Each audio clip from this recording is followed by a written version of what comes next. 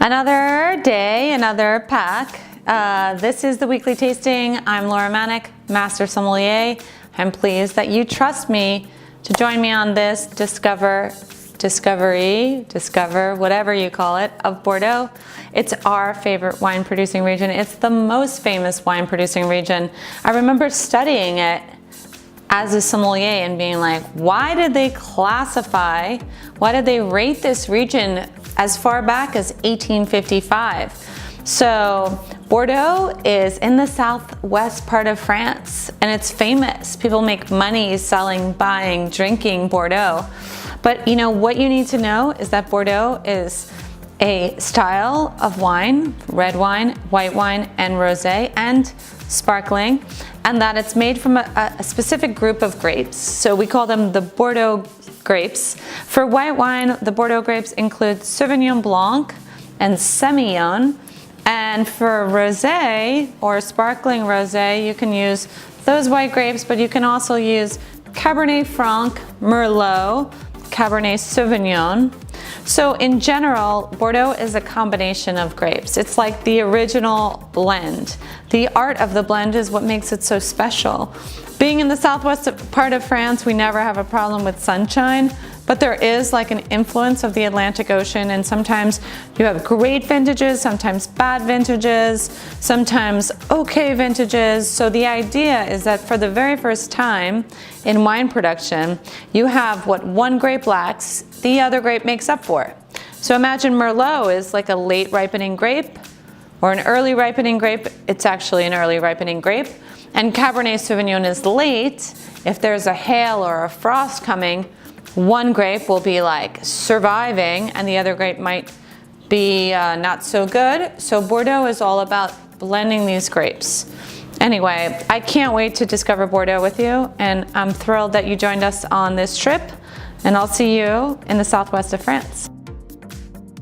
I'm excited because, you know, we find these regions that we love so much, and then we realize there's the rainbow of colors. So imagine you love Bordeaux. I know you love Bordeaux. You're discovering Bordeaux with me. And then you realize, wait a minute, it's not a color Crayola box, red only.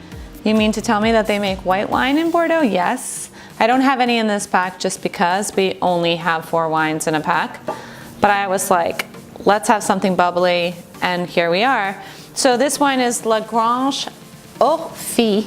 You know, it's French, so you can say La Grange, oh, Phil, whatever. I don't care, I'm not judging you.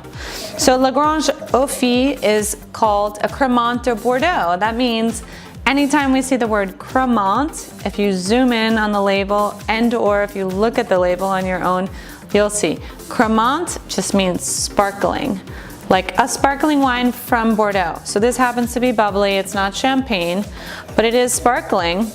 And in this case, it's 70% Merlot. There was a red wine grape, Merlot, and 30% Cabernet Franc in this blend. If you smell it, it smells like champagne. It's yeasty, it's brioche, it's kind of toasty. Maybe a little bit less like floral like you find in champagne, and more like herbaceous, maybe sort of savory green herbs. I often find like this kind of jalapeno or bell pepper in Crémant de Bordeaux.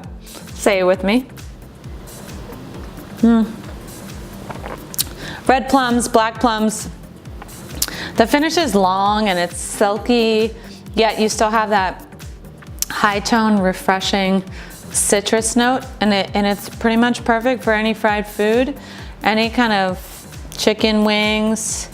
You know, you want to be highbrow, lowbrow, you bring a bottle of Crémant de Bordeaux to a party and ask the host to fry up some chicken. This wine is another wine that I'm super passionate about. It's going to blow your mind. 100% Merlot in this case. This is Chateau du Moulin, which is a red wine made from the Merlot grape from an area called Fronsac. So since we're discovering Bordeaux, I have to tell you a little bit about Bordeaux.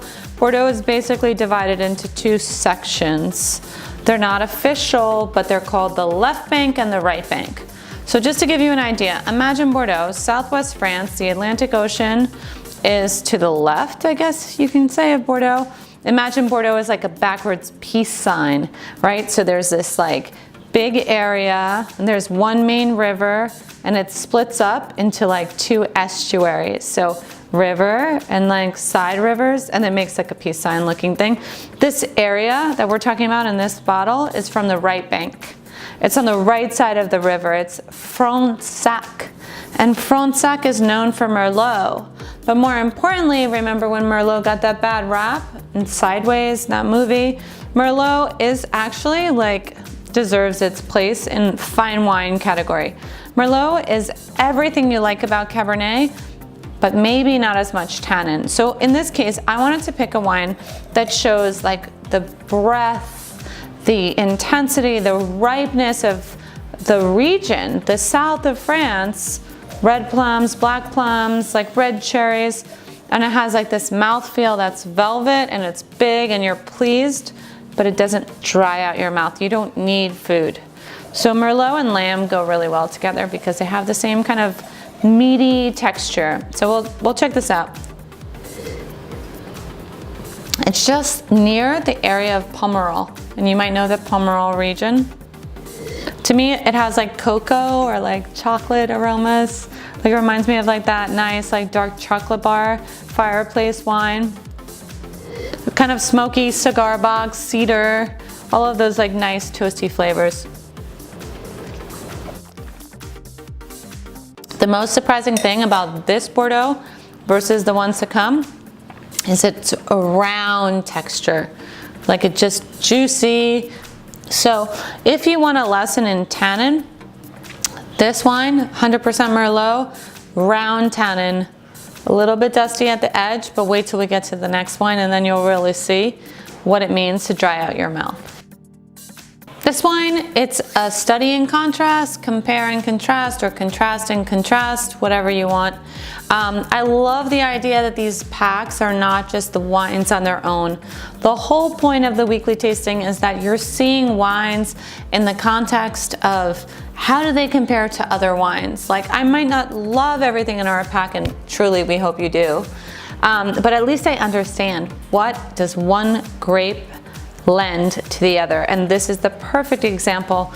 In this wine, which is called Chateau La Tour Cordouan, we have a 50% Merlot and a 50% Cabernet Sauvignon. So remember, I taught you that Merlot is red fruit. It's silky, it's round. Well, Cabernet Sauvignon is the opposite. So if you have 50% Merlot and red fruit and chocolate and cocoa, and it's round, and then you have 50% Cabernet, you might be wondering, what does the Cabernet add? So Cabernet Sauvignon is the grape that's like the king of grapes and the wine for kings, if you will. It's definitely a deeper, more black fruited grape. Cassis is a word we often use, or dark blackberries, foresty, smoky, cedar. But the most important thing is texture, and Cabernet Sauvignon has like a thick skin, and it makes darker, deeper wines, and those darker, deeper wines feel more like chalky, sandy, gritty, you name it. But imagine you have that, and then you have this kind of relief from the Merlot. So the idea of this wine is it's slightly bigger than the 100% Merlot I sent to you in the pack, but that this wine has red fruit and black fruit. So this is from the Médoc. That's that area on the left bank of the river. You remember? Okay, so this wine is Chateau Dufilhot. It's 75% Merlot, with the balance of the blend being Cabernet Sauvignon and Cabernet Franc. So again, I remember when I was talking about this pack, like these wines are similar. Like they're not so dramatically different. We're not comparing, you know, Italian wine and Spanish wine, or French wine and California wine. I mean, we're looking at a section of the world, Bordeaux, and we're saying, what does one grape have and what does one grape have, and how are these wines different? So this wine is from the Côtes de Bordeaux, and I finally figured out how to explain Bordeaux to you guys. And I thought about steak. So in this pack, we have Cabernet Sauvignon, the main red grape, very tannic. We have Merlot, very soft, but still powerful. We have Cabernet Franc, very savory. And I thought about the idea that in a cow, or when we're talking about steak and cuts of beef, we have different like textures, and they're all equal. There's no judgment, like you can like ribeye or filet mignon or porterhouse, the best of both worlds.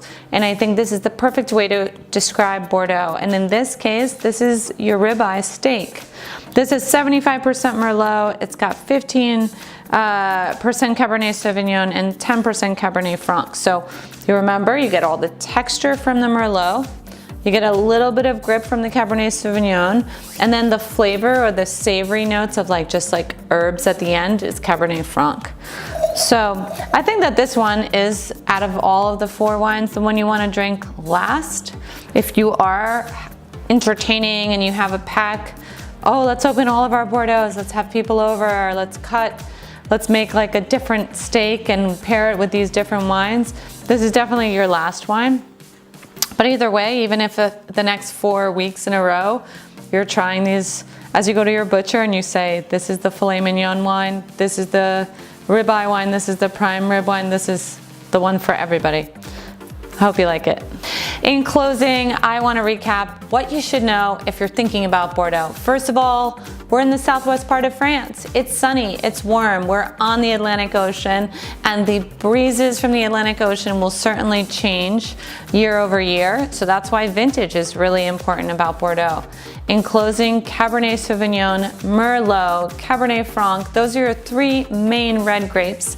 And yes, they make white, rosé, sparkling, dessert wine, and everything in between. I'm so excited to talk to you about Bordeaux, and I can't wait to hear your social media comments. What's your favorite Bordeaux? Let me know.